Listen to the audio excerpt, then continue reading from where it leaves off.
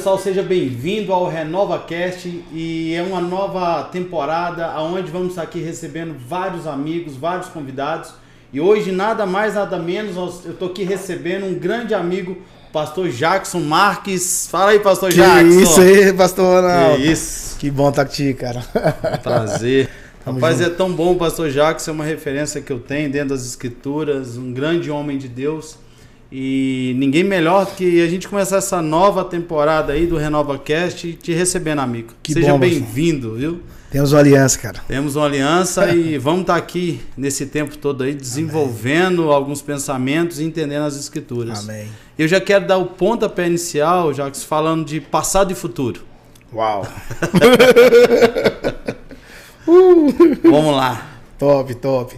Nós estávamos conversando aqui agora, antes do podcast começar, a questão dos hebreus, né? Então, Deus não teve problema em tirar o povo do Egito. O problema de Deus foi tirar o Egito do povo. Todas as vezes que você sai de um lugar velho, que você traz aquela cultura de lá, você não desfruta no presente. É impossível desfrutar no presente com a mentalidade do passado. Boa. As pessoas acham que o segredo é renovar a roupa, o segredo está na renovação da mente. Você pode estar com relógio novo, com roupa nova e a mentalidade velha. Então eles estavam no deserto, comendo uma comida nova, mas com a mentalidade antiga. Eles estavam sentindo saudade do Egito. Então Deus teve um problema em ter que tirar o povo do Egito. Olha que loucura, porque eles estavam do lado de fora, mas o coração deles estava do lado de dentro. E tirar o povo do Egito é um raciocínio, é uma mentalidade. Agora, tirar o Egito do povo é o desafio. É o desafio. É os dias de hoje. É isso aí. A pessoa mexe nas vestes, mas não veste no coração, que é a coisa mais importante. É verdade. É verdade. E falando assim dos hebreus, é uma renovação da mente. E para esses dias, como que você vê essa renovação da mente, Jacques? Então, Jeremias falou assim: Senhor, renova os nossos dias. O que Jeremias estava querendo dizer? Senhor, nos faz voltar a viver aqueles dias que nós vivemos outrora. Renovação de dias. Mas aí Paulo vem, atualiza e fala: Senhor, renova a nossa mente. Ou seja, a renovação da mente é uma transformação para que Deus nos prepare para desfrutar de coisas que nós ainda não vivenciamos. Só Deus pode renovar a nossa mente para nos preparar para o futuro, para o amanhã. Porque se o amanhã chegar e a minha mente não for renovada, eu ainda vou estar num ambiente novo, mas com a mentalidade velha. Eu vou estar reclamando. Por exemplo, Jesus passava à beira do caminho e tinha um cego gritando, pedindo esmola. Quando ele descobriu que era Jesus, a mente dele foi renovada. Ele não gritou Jesus de Nazaré, ele gritou filho de Davi. Por que a mente dele foi renovada? Porque todas as vezes que você clama por Jesus de Nazaré, você está chamando pelo filho de José. Mas toda vez que você clama pelo filho de Davi, você está chamando pelo filho de Deus. Ele estava entendendo o seguinte: eu estou diante da minha cura. Eu não vou pedir esmola para ele. Minha mente foi renovada. Que se eu pedir esmola para ele, amanhã eu estou aqui de novo. Mas se eu pedir esse cara uma visão, eu nunca mais vou estar pedindo esmola. Então ele não pediu esmola porque ele era pobre, pediu esmola porque ele era cego. Porque o problema da falta de visão é que nos faz receber qualquer coisa. A gente se contenta com nada. E deixa eu te fazer uma pergunta. Existe renovação do futuro, uma renovação de mente sem uma cura do passado? Não. Não tem como. Porque assim, quando você vai para o futuro ferido, quando você vai para o amanhã ferido, Deus vai ter que investir uma boa parte do tempo tentando te curar.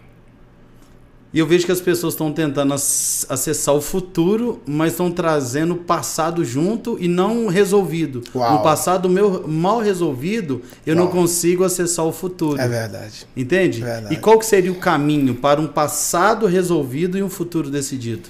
Um passado resolvido e um futuro decidido. Band-aid não cura feridas. Band-aid não cura feridas. Não. Só tampa ela. Feridas escondidas não podem ser tratadas.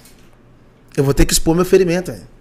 Se eu quero entrar nesse futuro decidido, mas o meu passado ainda não está resolvido, eu preciso me parar primeiro. Porque se eu não for tratado hoje, eu não vou desfrutar amanhã, né? Como é que você vai para uma guerra ferido? Como é que você vai para uma próxima estação ferido? Você vai desatualizado. Porque quando você chegar na hora de exercer alguma coisa, não tem como. Porque você vai estar sentindo dores, você vai estar com coisas para resolver lá atrás, que você vai andar para frente olhando para trás. Por exemplo, a mulher de Ló, o passado não resolvido. Deus falou: sai da cidade e não olha para trás. Quando você tem um passado resolvido, você não olha para trás, porque seu futuro está garantido.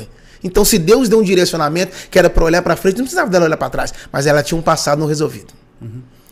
E esse passado resolvido, até domingo eu estive aqui citando sobre Jacó no vale, e eu aprendi isso muito com você também.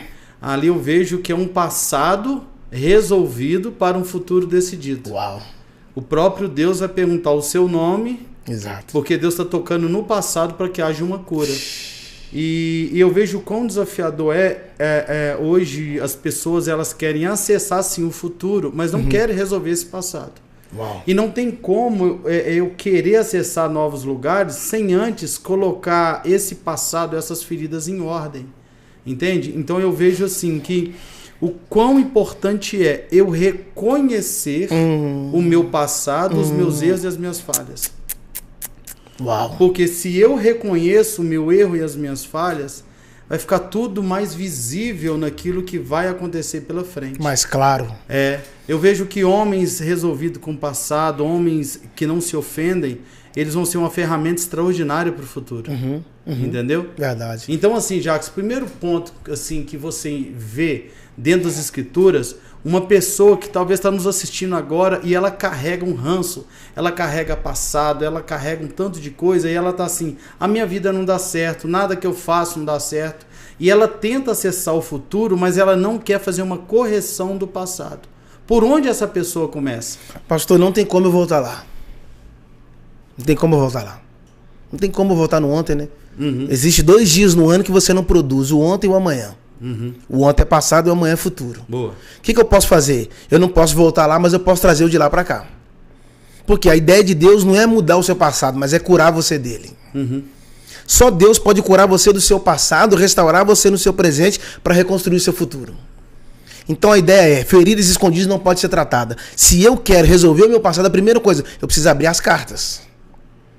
Porque se eu estou escondendo alguma coisa, às vezes as pessoas têm dificuldade de colocar na mesa o passado. Isso. Eu tenho dificuldade de colocar na mesa o passado porque, infelizmente, nós estamos diante de um público, a sociedade pensa muito rápido. As pessoas têm um mau preconceito sobre a questão de julgamento. Só que as pessoas estão mais apegadas em quem pode te julgar do que quem pode te curar. E o poder não está em quem está te julgando, sim em quem está te curando. Porque o seu propósito tem que ser maior do que a sua dor. Se você ficar alimentando a sua dor, você nunca vai viver um propósito, cara. Você vai ficar como um cachorro, lambendo ferida, mas nunca vai desfrutar do alimento diário, o pão diário. E a confissão é algo tão extraordinário que ela é um portal aberto. Ela é libertador.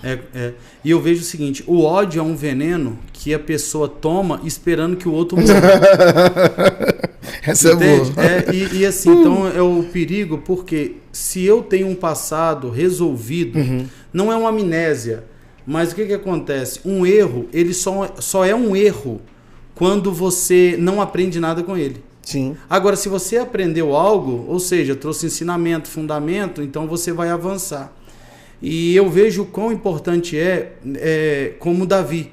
Davi, até então, ele anda num lugar obscuro, onde que ele precisa de um homem chamado Natan, não é isso? Para vir confrontá-lo, para que ele possa resolver o passado.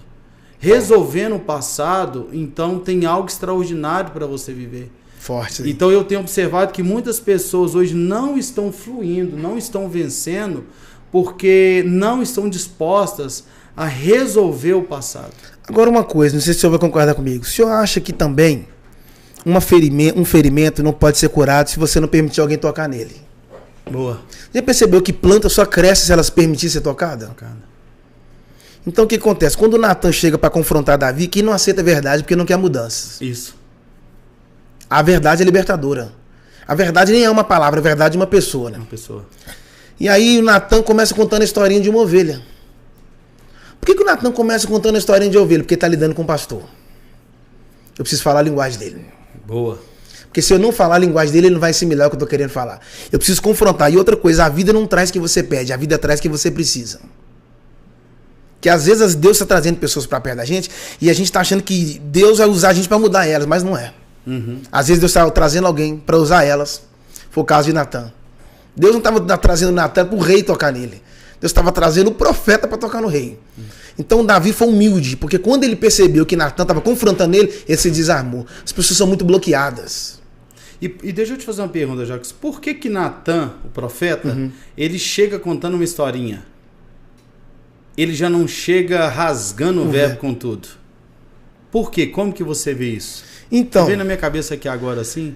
Cara, eu vejo muito assim, diante de sábios, quando você conta uma história, a primeira coisa que você atrai é a atenção da pessoa.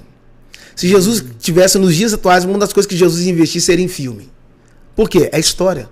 Em qualquer filme que você assiste, você se vê lá dentro. Uma parte do filme. Por isso que todas as vezes que Jesus ia falar com alguém, ele contava uma história, ele contava uma parábola. Quando Natan começa a falar da história da ovelha, o Davi já sabe, tá falando comigo. Eu sou pastor, tá falando a minha linguagem. Por quê? Deus não fala difícil. É nós que entendemos complicado. Uhum. Porque Deus vai falar na sua linguagem. Se a sua linguagem é um nível baixo, Deus é capaz de descer lá. Só para assimilar aquilo que ele está querendo falar. Porque em qualquer história, por mais simples que seja, lá dentro é uma lição. Entende? Então foi uma didática que o profeta usou. E detalhe, as parábolas eram usadas por sábios. Então quando você conta uma história, não é que você está querendo... Não é, as parábolas eram contadas pelos sábios. E tudo nisso também eu vejo o seguinte, que esse passado bem resolvido e esse futuro decidido, a pessoa tem que vir através de vulnerabilidade, perdão, reconhecer a falha. Então, para mim, é um processo. Concordo. E debaixo desse processo, um ponto que eu vejo que é muito importante, a Bíblia fala assim, curai os enfermos, vírgula, limpai os leprosos. Então quer dizer que os leprosos não entram aqui debaixo de uma enfermidade física. Porque senão os leprosos estariam junto com a enfermidade, com os enfermos. Porque a maior lepra do ser humano se chama orgulho. Uau. Então a lepra de Naamã é o quê? É o orgulho, Uau. É a soberba, é a vaidade. Uau. E eu vejo que a falta de perdão, essas coisas, tem acontecido tudo por causa de quê? Por causa do orgulho. Tem muita gente adoecendo, parando no meio do caminho por causa do orgulho, entende? Então eu vejo quão importante é a gente ser curado desse orgulho através das escrituras, da palavra, da adoração, da oração. Entende? E as pessoas estão tentando de tudo, na força do braço, liberar perdão na força do braço. Uhum. E liberar perdão é uma decisão, mas eu creio que ela acontece vinda com o Espírito Santo, entende? Uhum. Então, assim, o Estevão que perdoa quem está atacando pedra, a Bíblia vai falar que ele está cheio de quê? Do Espírito Santo. É isso aí. Então, eu acho que é a partir de estar cheio do Espírito Santo que eu começo a andar num ambiente que o céu começa a falar tudo, aquilo que eu tenho que fazer ao meu favor. É forte demais, é forte demais. Se eu não resolvi o meu ontem, eu não posso acessar o amanhã. Porque eu não posso ser quem Deus quer que eu seja, enquanto eu não deixar de ser quem eu ainda fui, né? Se eu estiver apegado em quem eu sou, jamais serei quem Deus quer que eu seja. Boa. É uma decisão. Você falou isso sobre a lepra do Naamã. Ele está doente. Talvez o povo não sabia, mas a mulher dele sabia. É intimidade, né? Só quem tem acesso sabe das nossas lepras. Só quem tem acesso sabe das nossas lepras.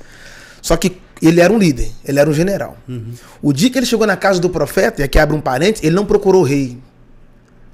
Ele procura o rei fala, não posso te curar. Isso. Aí o profeta fala, manda ele vir aqui. Por que ele não recebe a cura diante do rei? Porque o rei tinha trono, o rei tinha coroa, o rei tinha cedro, mas não tinha a capa de Elias. O Eliseu não tem trono, não tem cedro, não tem coroa, mas tem a capa. Então, eu preciso começar primeiro no caminho da unção. Porque às vezes, quando a gente quer mudar a vida, as pessoas confundem entre status e cura. Status e cura. Porque nem toda cura dá status. Uhum. Entende? As pessoas estão mais procurando achando que o status vai trazer cura. Não, pode te aliviar, mas vai doer de novo. Agora a cura não. Ela pode não te trazer status, mas ela vai te melhorar. O Eliseu falou para ele assim, manda ele mergulhar 7 vezes. Pastor Ronaldo, por que o profeta mandou ele mergulhar 7 vezes? Porque quanto maior o seu nível, mais vezes você vai ter que descer. Por que as pessoas não querem descer? Porque quando você desce, a primeira coisa que acontece, você some, né? Verdade. Ninguém te vê. Mas uma coisa rica aqui. Quando ele mergulhou no rio. O rio não é água corrente? Uhum. Não tem como alguém acessar a sua lepra. Que as águas já levaram. Já levaram. Não tem como. Jacques, o interessante é que a cura de Naamã só acontece porque uma menina foi levada como escrava. Mas é curada do passado. É isso aí. Não é porque ela é levada como escrava que ela vai impedir o que Deus tem para fazer. Exatamente. Uau. Dependendo se é uma pessoa hoje que foi levada escrava, a mágoa, orgulho já tinha pego aquela menina, vai falar, mas você me trouxe aqui como escravo, você tem que morrer. Ela não. Se se Naamã conhecesse o Senhor, se conhecesse o profeta. Então ali é um portal aberto Porque uma pessoa curada, ela conduz pessoas a lugares extraordinários. Meu Deus. Então você quer dizer que quem guarda ressentimento não está pronto para uma evolução. Nunca, né, Jacques? Nunca. Não evolui. Cara, o ressentimento é algo assim que mata, os ossos secam, entende? É forte, é forte. E eu vejo que esses dias são dias mesmo de pessoas que não vão se ofender. É verdade. Entende? Uma coisa que eu te admiro é, hoje Deus te deu uma voz, seja na internet, por onde você tem passado, sobre revelação, que Deus te deu algo extraordinário como mestre. E acaba que tem perseguições, tem pessoas que querem bater 24 horas, mas eu vejo também o seguinte, que responder a essas pessoas tem que ser só no Senhor, através de oração. Porque se você fazer sua própria justiça, você não faz ela perfeita, né? Você vai descer o nível para igualar eles, porque você quer dar a mesma resposta que eles estão dando, né? E geralmente quem tá batendo tá fazendo muito menos. É verdade. Entende? Como é que é? Eu não posso dar ouvido para quem não construiu nada, né? Isso aí. É porque assim, se eu não separar quem fala no meu coração, qualquer voz que eu dar ouvido pode me destruir. E uma coisa que eu vejo também é como que a pessoa ela deixa o passado machucá-la e a voz de Deus ela deixa de ser audível. Porque uma pessoa machucada ela só consegue ver dores exteriores. Verdade. Ela só vê o que o outro falou, o que o Joãozinho falou. No caminho de Emaús tem 2 feridos que só estão ouvindo a voz da terra e não conseguem ouvir a voz do céu. E só o curado consegue ouvir a voz do céu. Meu Deus. Né? Então, assim, o problema do caminho de Emaús é 2 que estão com a notícia da terra, enquanto a notícia do céu estava do lado deles. Eles estavam perdidos. Ou seja, a pessoa que está machucada, ela não consegue conectar com a notícia do céu. É verdade. Ela só vai conseguir conectar com a notícia e com a dor da terra. Forte demais isso aí. Entende? E para esses dias eu vejo quão importante é, como um Jeremias. Jeremias, o que você está vendo? Eu vejo uma vara de amendoeira, ou seja, eu estou vendo, Deus, o que o Senhor está vendo aí, isso mesmo. É isso aí. Então vamos continuar dando sequência aqui. Então, ou seja, uma pessoa só consegue ver e ouvir o que Deus está falando se ela está curada. É forte. Então, para esses dias, nós temos que buscar essa cura, resolver se tem alguma mazela, alguma coisa do passado, colocar em ordem e a gente dar sequência para o futuro. Verdade. Que Deus tem um extraordinário de Deus. Imagina, já que se você tivesse ficado preso a tantas coisas, pancadas que você tomou lá atrás.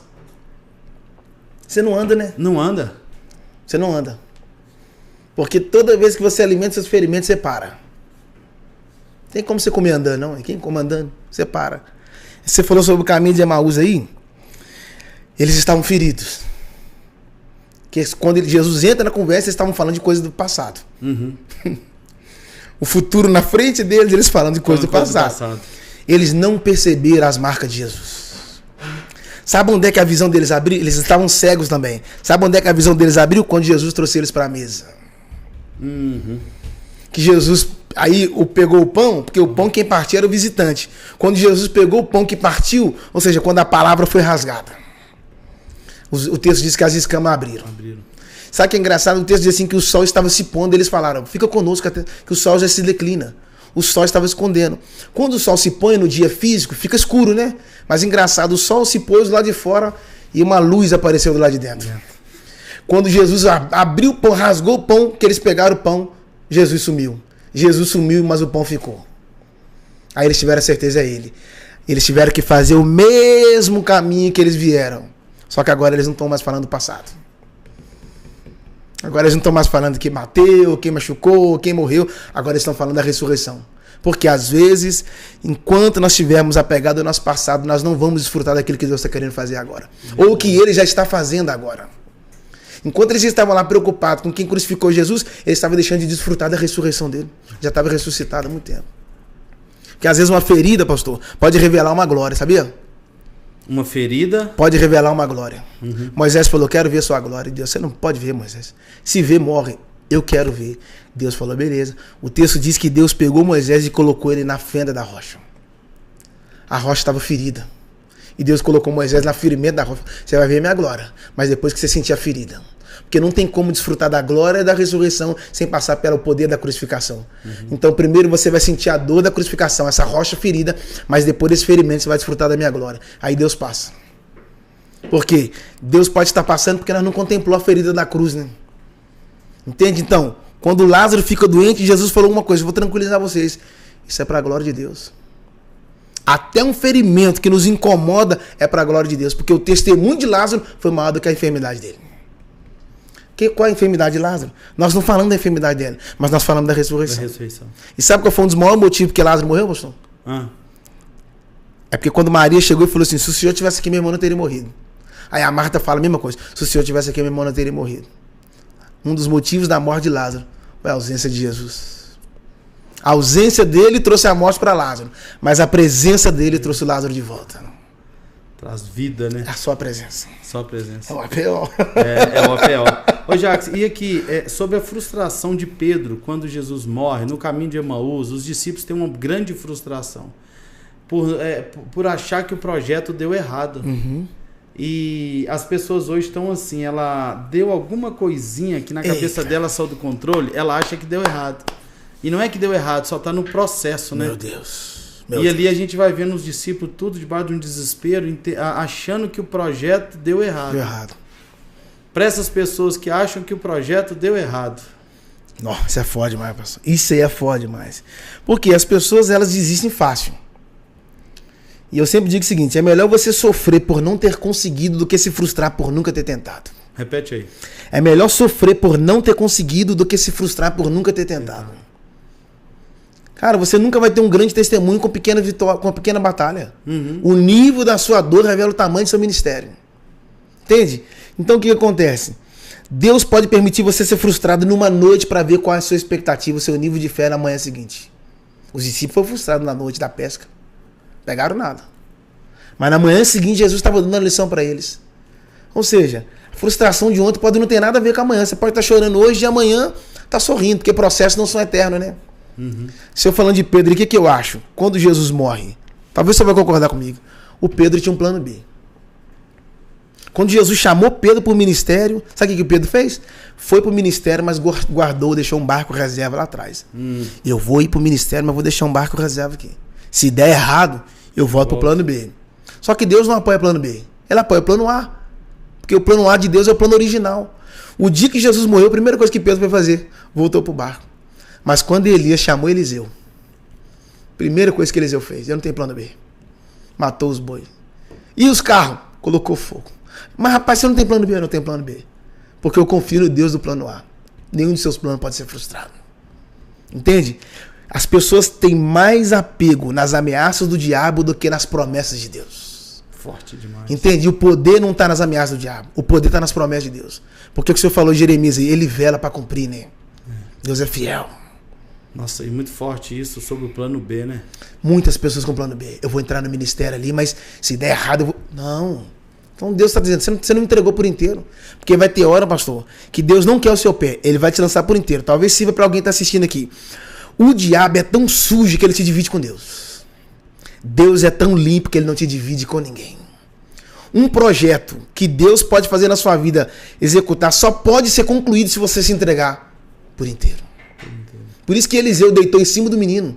Ele me colocou por inteiro. Para ter um resultado ali, ele se colocou por inteiro. O Noé com a família se colocou por inteiro. Jesus se colocou por inteiro, até a última gota de sangue. Você não pode ir pela metade. Quando se trata do reino de Deus, ou é tudo. E quando o profeta deita em cima da criança, ele tem um comprometimento, né? Agora Geazi já não tem um comprometimento. Não. A visão dele é outra, né? Ele não quer envolver com isso. Que o Eliseu fala com ele assim, ó, pega o meu cajado, vai lá e toca no menino, é isso? Isso. Ele tocou e não aconteceu nada. Porque às vezes eu posso estar com o cajado de Eliseu, mas não tenho o coração de Eliseu. É o que o senhor falou da soberba. Soberba não é... Orgulho. As pessoas não caem no adultério. Não, elas não caem no pecado. As pessoas não caem que eu roubou dinheiro aí. Não. Elas caem no orgulho. No orgulho. O pecado é a consequência de um coração orgulhoso. Tudo começa pelo orgulho. Por que Saul perdeu o trono? Não porque desobedeceu matando os amalequitas. Não. Foi por causa do orgulho. A cabeça cresceu, a coroa caiu. Quando a cabeça cresce, a coroa cai. Um querubim caiu do céu por causa do orgulho, pessoal. O orgulho nos destrona. A queda começa no orgulho. As pessoas perderam o posto. Não, fulano estava ali, perdeu por causa do orgulho. Orgulho é perigoso, é um veneno. E o crescimento, se a pessoa não ficar esperta, ela acaba sendo engolida por isso. E nem vê, tá? Ela não vê. E eu vejo assim, uma coisa é você mudar de mesa aonde Deus mandou. Outra coisa é você mudar de mesa quando o orgulho tomou conta. Como assim? O próprio Jesus na casa de Jairo, ele manda um tanto de pessoas sair. Mas ele só deixa pessoas do propósito. O problema é que hoje a gente quer deixar pessoas dentro da casa por causa do network. Uau, não por causa do propósito. Isso é pesado. Isso é pesado. Entende? Essa é boa. Repete aí, Gustavo, que essa é pesada. Porque assim, o network, eu acho ele lindo e tudo, mas tem que tomar cuidado. Porque ele fora do propósito é só emboscada. É só emboscada. É, só emboscada. Uau. Entende? No entanto, quando Jesus manda ficar Pedro, Tiago e João, Jairo, a esposa e a criança, é porque tem propósito. É verdade. Jesus não está preocupado se o network vai ser grande ou não. É verdade. Entende? Então é um cumprimento de propósito. E às vezes o network tem mais gente interesseira do que gente interessante, tá? Desculpa falar isso aí. Tem mais gente interesseira do que interessante. Porque às vezes tem certo network que as pessoas só estão ali para distrair o que você tem. Depois que ela conseguiu o que ela queria, bye bye. Não é por um crescimento, por um fundamento. Não.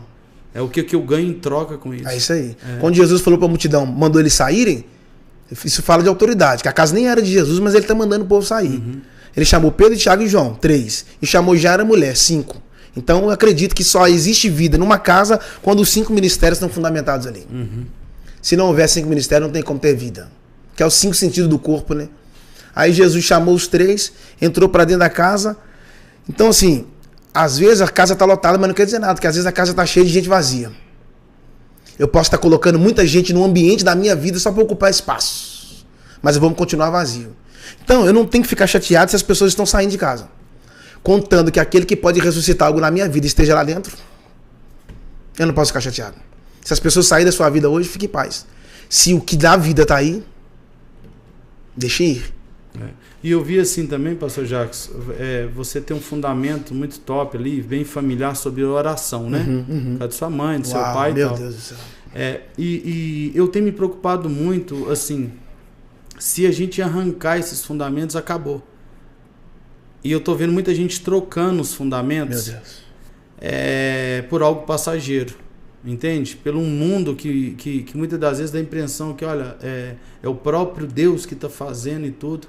Eu tiro os fundamentos, que é a oração, que é a palavra, que é a adoração, que é o jejum, e eu começo a construir um evangelho segundo o que eu acho, segundo a força do meu braço. Perigoso. E o princípio, visão, você pode escrever ela de lápis, porque ela muda, de tempo em tempo você pode até mudar. Agora, princípio não. O princípio, o fundamento, ele continua sendo a oração. E esses dias, tudo que a gente tem vivido, é assim que eu acredito. Quem não tiver fundamentado na oração, na palavra, adoração, no jejum, não vai suportar. Não acredito. Não vai mesmo. Por que eu te admiro muito, Jacques? Porque todo podcast que a gente conversa só tem Bíblia. É verdade.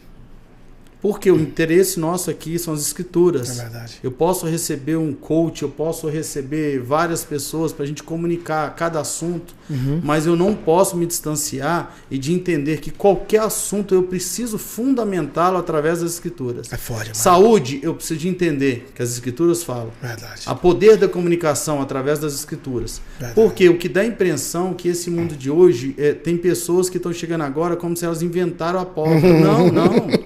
É antes da fundação do mundo. Uau! Né? Então, assim, as pessoas, algumas estão descobrindo agora, mas já estava escrito. Verdade. Já está escrito. Verdade. Então, eu vejo que o quão importante vai ser para você que nos assiste. Não existe o segredo. Existe o princípio que a gente precisa de estar todos os dias. Forte demais. As pessoas chegam assim e falam assim, cara, mas qual que é o sucesso? Cara, o sucesso é a gente não apartar, a gente não fugir da presença de Deus. É verdade.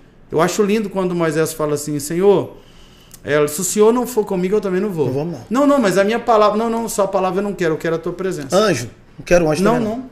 Isso aí. Entende? Então nós vamos ter que manter firme já.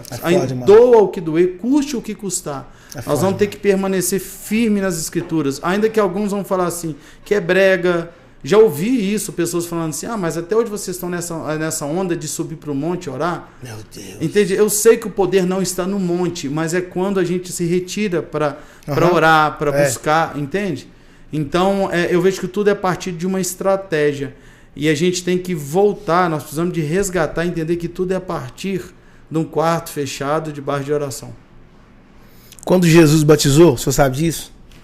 O texto diz que, saindo das águas, tendo ele orado, o céu se abriu. Só uma chave pode abrir os céus. Tendo ele orado, os céus abriu. Todo mundo batizou, mas só Jesus batizou e orou. Os céus abriu. Os céus abriu. E detalhe, pastor, de Lucas capítulo 13 em diante, quando fala que os céus abriu, não existe mais nenhum outro texto na Bíblia falando que diz que o céu fechou. Só fala que ele abriu, mas não fala que o céu fechou. E tendo ele orado, os céus abriu. Porque o céu sempre vai abrir na cabeça de quem ora. Por isso que Jesus falou, entra pro quarto, fecha a porta. E ora teu pai que te vê, porque o céu está aberto. Ele não te ouve primeiro. Engraçado, né? Ele te vê. Por isso que secreto não está escondido dos homens. Secreto está disponível para Deus. O teu pai que te vê.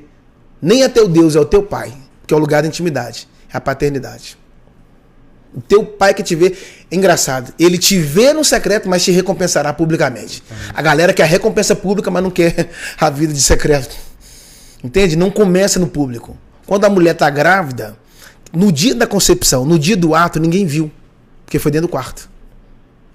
Aí ela saiu para rua fora, com a barriga, 9 meses.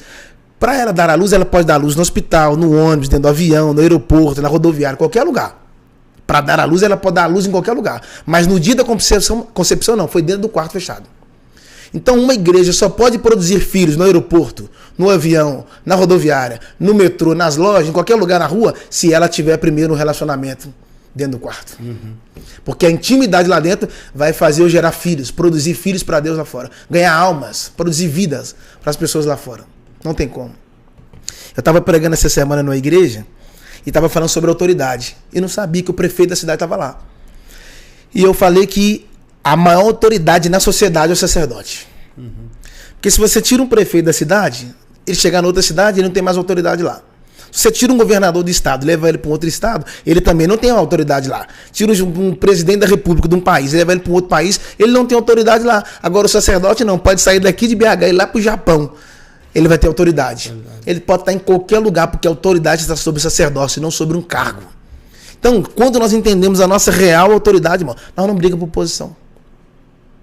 Eu te admiro por você não dar as mãos para sistema político, porque você acredita no que você carrega. E às vezes eu vejo que falta isso no meio de muitos pastores, voltar-se a paixão. Eu tenho uma chamada, eu carrego algo.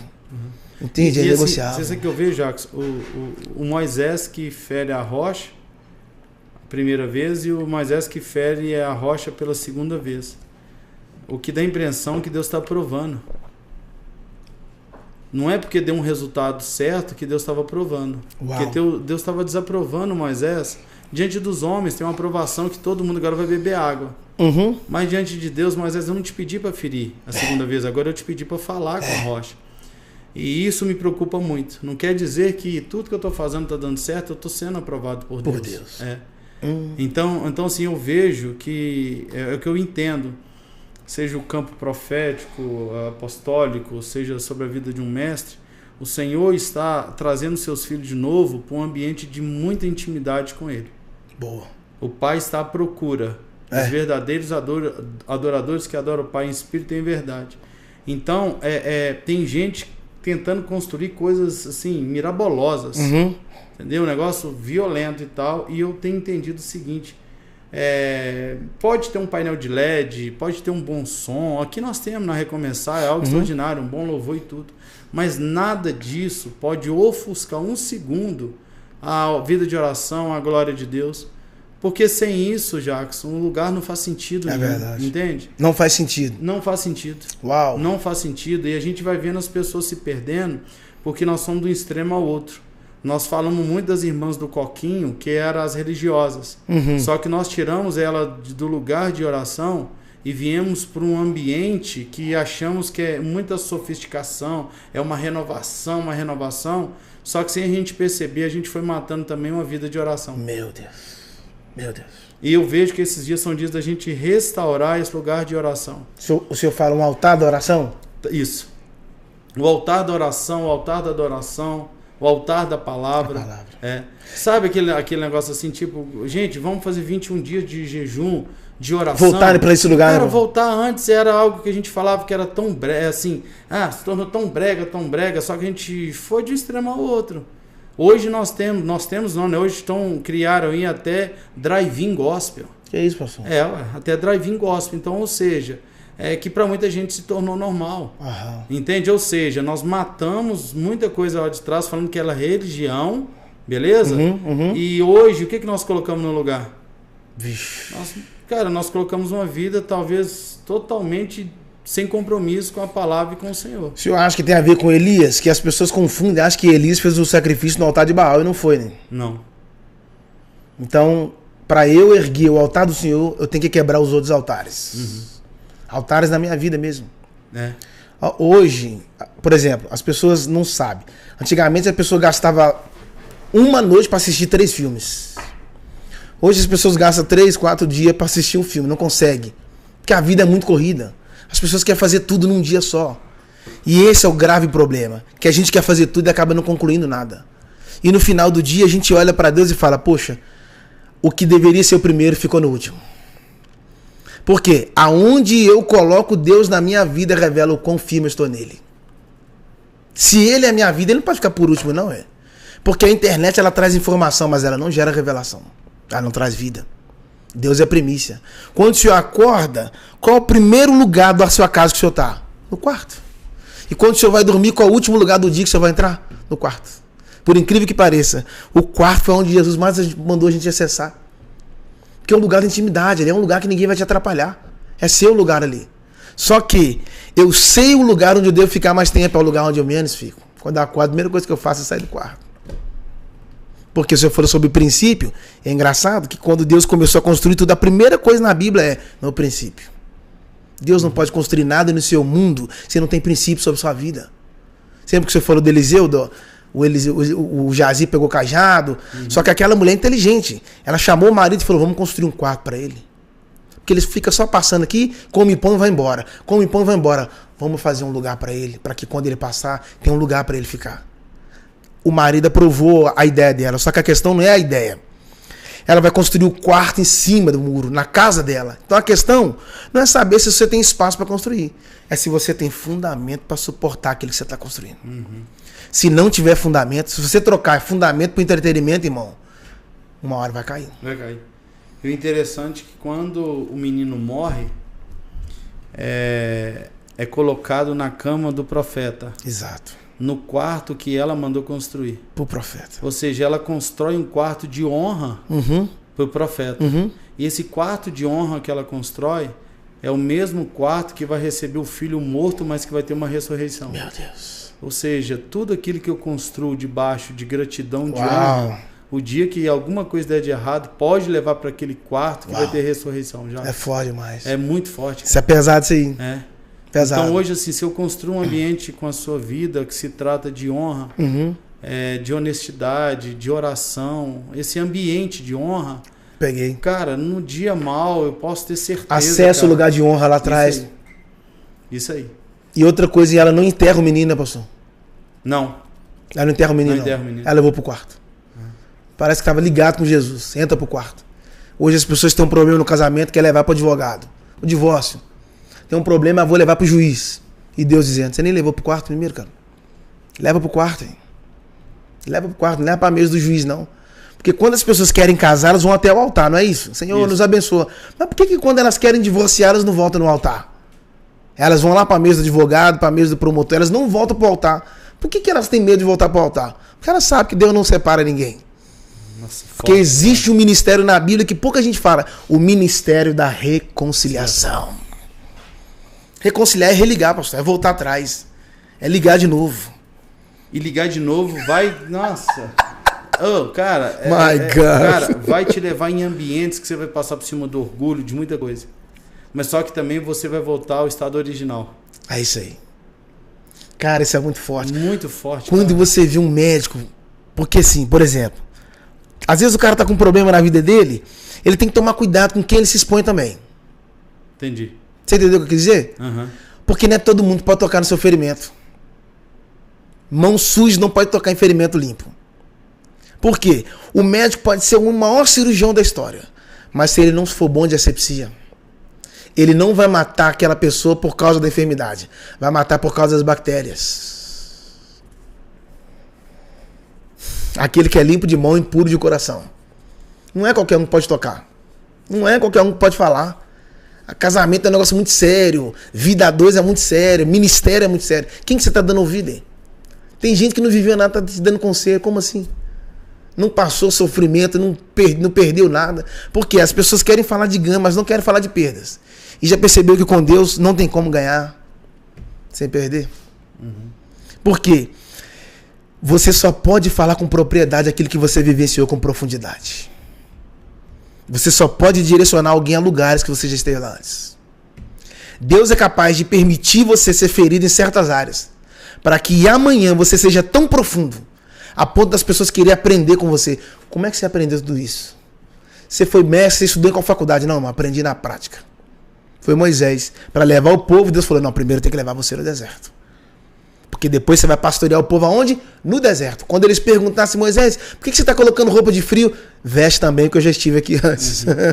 Eu já o passei. próprio Jesus, né? Ele não vem mostrar suas medalhas. É isso aí. As feridas, as marcas. As marcas. De onde eu saí. É. As pessoas querem ocultar isso. Não sei se eu vou contar. Eles têm mais prazer em mostrar os diplomas do que as marcas.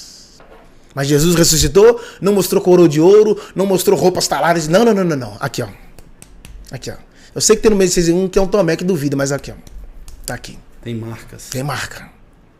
Eu tô vivo. Para de celebrar minha morte que eu tô vivo. A igreja não tem que comemorar onde Jesus esteve. A igreja tem que comemorar onde ele está. Ele está no trono. Ele não está morto mais não, ele está vivo. Só que ele tem marca. A marca ficou. Por quê, pastor? A marca fala mais de você do que você mesmo. Tem coisas que você não precisa falar, as marcas vão falar por si só. Paulo falou, eu trago no meu corpo. Tem coisas que você não precisa falar, as marcas falarão. As pessoas querem falar. As pessoas querem convencer as outras com coisa boa. Não, porque eu fui lá, ganhei, trabalhei, ganhei tal dinheiro. Mas o que convence mais são as marcas. As marcas. Elas que convencem mais. Porque as pessoas vão falar, rapaz, ele sofreu coisas que eu tô sofrendo. Ele pode falar na minha vida. Porque ele tá sofrendo coisas que eu tô sofrendo agora. Então ele tem propriedade para falar. Ele viveu isso na pele. E não parou. E não parou. Olha onde ele tá agora. Imagina se todo mundo desistir no primeiro problema, pastor.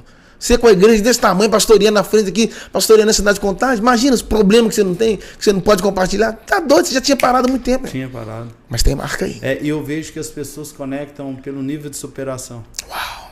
Entende? Hoje as pessoas veem um Jackson, corte pra cá, pra lá, pela internet, através, assim, Deus te usando ali com a palavra, e a pessoa acha que é ali o sucesso. E não é. Não é, cara. Não é. Não é o Jackson que tá buscando, é o Jackson que tá... Eu tenho uma mulher que me ajuda. Eu tenho uma mulher que me perdoa. Eu tenho uma mulher que me tolera. Eu tenho uma mulher que me aconselha, que bate em mim, que me confronta. Porque a mulher ela não muda o homem, mas melhora ele, né? Uhum. Quando Deus quer alinhar um homem, coloca uma mulher no caminho dele. Que a mulher, ela consegue trazer um senso de fazer com que você coloque o pé no chão de uma maneira assim, ó. Por isso que quando o Abraão estava lá com Ismael e Isaac, quem botou Ismael para fora foi Abraão, não é? Foi a mulher dele, a Sara. Põe esse menino para fora. Por quê? A Ismael representa a lei, Isaac representa a graça. Não tem como eu desfrutar dos dois. Ou eu vivo na lei, ou eu vivo na graça. Quando Moisés desceu do monte, com as pedras da lei, 13 mil homens morreram. Mas quando Pedro sai do cenáculo, ele prega o primeiro sermão, 3 mil homens nascem. A graça é maior do que a lei. A graça é Cristo. Então, todo confronto é para te melhorar. Dói, mas te ajuda. Dói, mas é abençoador. E faz a gente enxergar coisas assim, em meio à dor. O próprio Jacó teve que sair mancando. Eu gosto dessa aí. Eu amo, cara. O dia que você falou, isso ficou na minha mente. Só assim, que eu esqueço, tem hora, vai. Cara, mas eu fico assim, acho sensacional, porque às vezes, alguns encontros com o Senhor, a gente vai ter que sentir algumas dores mesmo. Deus. E sair ferido mesmo já. Meu Deus. eu vejo que é importante até para a gente nunca esquecer. Meu Deus. Eu acho lindo quando Paulo é um cara que ele vai ao terceiro céu. Uhum. O cara vai assistir, vai ver coisas extraordinárias. Só que agora ele entra no momento de orar 3 vezes para que seja arrancado o espinho. Meu Deus. E eu acho lindo que o Senhor vai falar, não, Paulo. Eu não posso tirar isso. Eu vou te ensinar agora a andar em outro ambiente. Meu Deus. Você viu a glória? Viu? Agora eu vou te andar no ambiente da graça. Meu Deus. Então a graça permite você ter espinho, pastor? Sim. E vou te falar o que eu vejo. Tem espinhos nossos hoje, Jacques, que a gente vai conviver. E eu acredito sim, que é Ele que nos alinha, cara. Acredito também. É Ele, cara. Você já viu daquele cara, assim, um exemplo? Já vi vários testemunhos. Pessoas que tomam um tiro e a bala tá no corpo. Que se tirar o cara morre. É Deus, se eu tirar a espinha, você morre. Ele precisa ficar aí. Ele fala, o próprio Paulo fala, né? Para que eu não se vangloriasse das revelações de Cristo. Ou seja, soberbecesse. Então, ou seja, Deus só pode dar revelação para quem aceita espinho. O espinho vem junto com a revelação. A revelação é para você andar com o coração no céu, mas o espinho é para você andar com os pés na terra. Toda vez que o seu ego começar a inflamar, Deus vai... Ó, o espinho... Ai, já vai mesmo, desculpa aí. Quem tem espinho não se vangloria, pastor. Quem tem espinho não namora soberba. Não anda de mão dada com arrogância.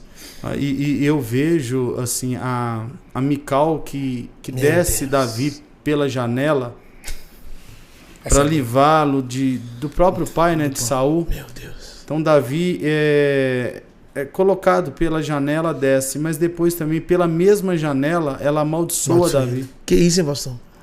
E ali agora ela vai ficar estéril. E eu vejo que ali está uma mulher machucada por não entender a graça. Uau! Porque é lindo que a revolta dela é que ela não tinha entendido o poder da graça. E quando Davi chega em casa, ela está revoltada porque ele tirou a roupa de rei. Meu Deus! E quando ele tira a roupa de rei, na cabeça de Davi o que eu estou fazendo aqui só tem um rei, eu não posso fazer.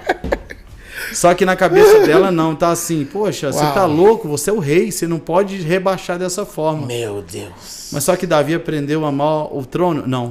Ele aprendeu a amar Deus. Só que você pega um Saul que aprendeu a amar o que? O trono. O trono. Acabou perdendo Deus. Isso aí. E Davi amou tanto Deus que acabou ganhando o trono. Ela tá em cima da janela, que é um lugar alto, né? Porque todo palácio ficava em lugares altos. E tá vendo Davi dançando. Porque agora ele não é rei, agora ele é servo. Todos nós, um dia, vamos deixar de ser príncipe para ser servo. Que tá na presença, né, pastor? Na presença não tem nomenclatura. Na presença ele é rei, todos somos servos. Só que ela não gosta. Por que ela tá amaldiçoando ele? Porque às vezes, quando nós estamos em um lugar muito alto, numa janela que nos dá uma visibilidade, nosso coração é muito altivo. Quando ela amaldiçoou Davi, Deus tocou no ventre dela e se tornou estéril. Todas as vezes que alguém taca pedra no ministério frutífero, termina estéril. Não taque pedra no ministério que está dando fruto. Você vai terminar estéril. E o perigo da janela, a Bíblia fala que Jezabel estava na janela. Na janela, olha aí. Na janela. E quando Jeú vem, a Bíblia fala que ele vem como um louco. Uau. E eu vejo ali que Jeú não vai negociar. Por mais que ele seja louco. Ele não vai negociar. E a janela é um ambiente que eu vejo Mical errando. Eu vejo a própria Jezabel se pintando toda para enganar Jeú. E a gente tem que tomar muito cuidado com esses enganos. Meu Deus. Isso é forte demais. É muito. Porque no caso ali são mulheres que elas são induzidas a um poder da terra. Poder da terra. Poder da terra. Peguei. Da terra. Só que esses dias eu vejo que o Senhor está levantando não mulheres terrenas, mas mulheres eternas.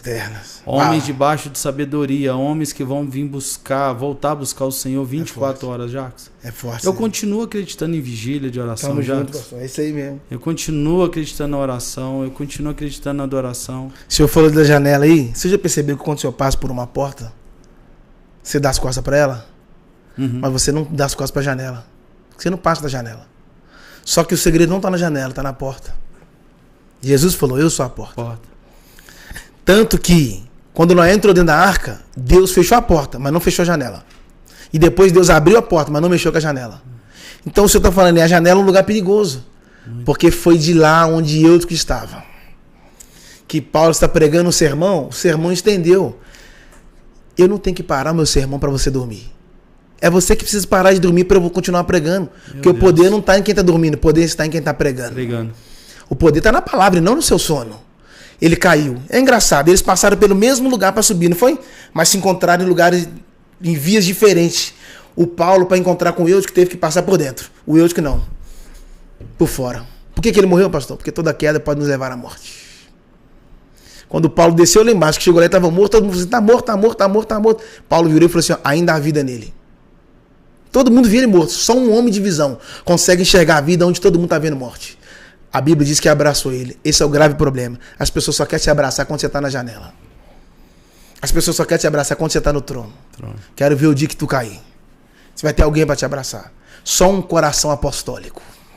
Só. Pode abraçar um homem que caiu. Só o coração apostólico. Pode abraçar, porque eu só posso enviar alguém se eu curar ele. Paulo parou o sermão dele e desceu. Por quê, pastor? Ele estava colocando o sermão em prática. Acabei de pregar sobre vida, deixa eu descer agora e manifestar a vida. Nossa. Foi lá embaixo e abraçou ele. Te abraçar lá em cima é fácil, irmão. Quero ver descer e te abraçar, ser caído lá embaixo, sem vida, sem alegria, sem poder, sem unção. Cara, eu nunca tinha pensado dessa tão alguém forte. Vai abraçar, alguém vai abraçar. No mesmo lugar que tu caiu, Deus vai levantar um coração apostólico para te abraçar. Sempre tem um coração apostólico. Sempre. Que abraça. Dá a vida nele. Voltou com ele e ainda continua pregando até de manhã. Eles falam que eu sou fominho para pregar, mas ninguém era mais fominho que a Paulo. Não é questão do tempo, pastor, é questão do conteúdo. Quem tem, entrega. Ele tinha mensagem para pregar até 6 da manhã. E ele ia fluindo, ia acontecendo. É isso aí. Isso aí. Está no poder da palavra. Entende? Então, assim, acredito que esses dias Deus abriu uma estação nova. Estamos vivendo agora o Rio Grande do Sul lá. Tragédia, água para todo lado. E os maiores segredos vão acontecer quando essas águas baixarem. Sabia, pastor? Encerra minha fala. Quando as águas baixou, que Noé saiu da arca, sabe o que ele fez? Levantou um altar. Haverá um reavivamento extraordinário no Rio Grande do Sul. Eu creio também. Deus vai sacudir o Brasil e vai começar pelo sul. Pode escrever o que eu estou te falando. Porque Josué, quando atravessou o Jordão, Deus falou com o sacerdote, para e levanta um altar aqui. Aí eles levantaram o altar, não é isso? Levantaram o altar. Quando eles levantaram o altar que eles passaram, o Jordão fechou, pastor. Quando o Jordão fecha, as águas cobriu ele. Não dá para ver o altar. Está coberto. Não tem como ver, tem água ali. Como é que você vai saber que tem um altar ali no meio? E a Bíblia diz que aquele altar está de pé até os dias de hoje. Não dava para ver. Só que tem um detalhe. Existe um período no ano que eles chamam seca. O rio passa pela seca. E aí, o que acontece? As águas baixam. E na hora que as águas baixam, o altar sobe. Ele manifesta.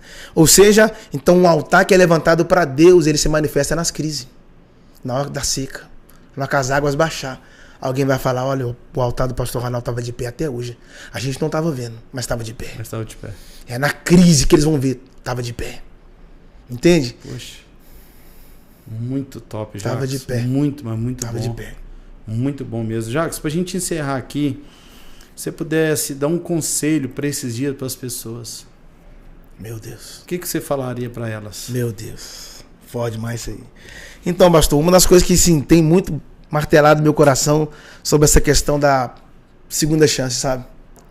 Acredito muito num Deus dessa segunda oportunidade. Porque o Lázaro não viveu? Aí ele morreu, não foi? Ali era, a Bíblia diz em Hebreus 9, 27, ao homem está ordenado morrer uma vez só, pastor. Jesus, eu vou dar uma oportunidade para ele de novo. Jesus foi ressuscitar Lázaro para mostrar para ele, eu sou um Deus de segunda chance. Eu posso te dar uma nova oportunidade. Vou fazer você viver de novo. Os novos dias agora. Imagina Lázaro, todo feliz porque viveu de novo, só que aí a Bíblia diz que os sacerdotes se reuniram e falaram, vamos matar Jesus e também a Lázaro. Eles planejaram secretamente matar Jesus e a Lázaro. A pergunta é, o que Lázaro fez? Será que a sua vida incomoda só porque você ressuscitou? Mas o engraçado é que Lázaro não ficou temeroso com as ameaças. Porque se você tem um amigo que ressuscitou você dos mortos e depois as pessoas começam a te ameaçar, você vai ficar com medo de ameaça? Se te matar de novo, ele pode te ressuscitar novamente. Amém. Ele pode te ressuscitar novamente. Amém. Gente, Jacques, eu tô aqui assim tão emocionado e obrigado Glória a Deus. por tudo. Que isso, pastor? Tá? Tô sempre aqui. Por essa oportunidade, só da gente estar aqui conversando, então nesse tempo aqui, falamos aí mais de 1h20, mas estamos aqui falando só das Escrituras. Amém.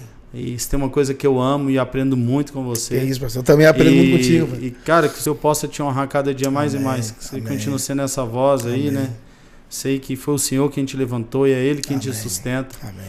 E eu quero terminar aqui também, talvez até te dando um conselho, para esses dias, volte ao lugar de oração, volte ao lugar da palavra, da adoração e do jejum. Eu sei que a gente está vivendo em dias de muita atualização, pessoas em busca do sucesso, mas antes de qualquer coisa, ouça a voz do Senhor, cale todas as vozes exteriores e volte a ouvir a voz do Senhor. Siga em frente. O que eu tenho sentido no meu coração, o Senhor tem falado comigo, filho, volta ao início de tudo. O que é voltar ao início de tudo? É você voltar às práticas da oração, voltar ao princípio. Então essa é uma grande oportunidade e seja cheio do Espírito Santo de Deus. Isso não é breguice, pelo contrário, isso é a gente estar restaurando e acreditando que aquele que começou a boa obra, ele há de concluir. Então, muito obrigado por você passar esse tempo aqui com a gente, de todo o coração. E daqui uns dias nós vamos estar aqui de novo aqui, dando continuidade nessa nova série do RenovaCast. Deus abençoe a sua vida, em nome de Jesus. Valeu!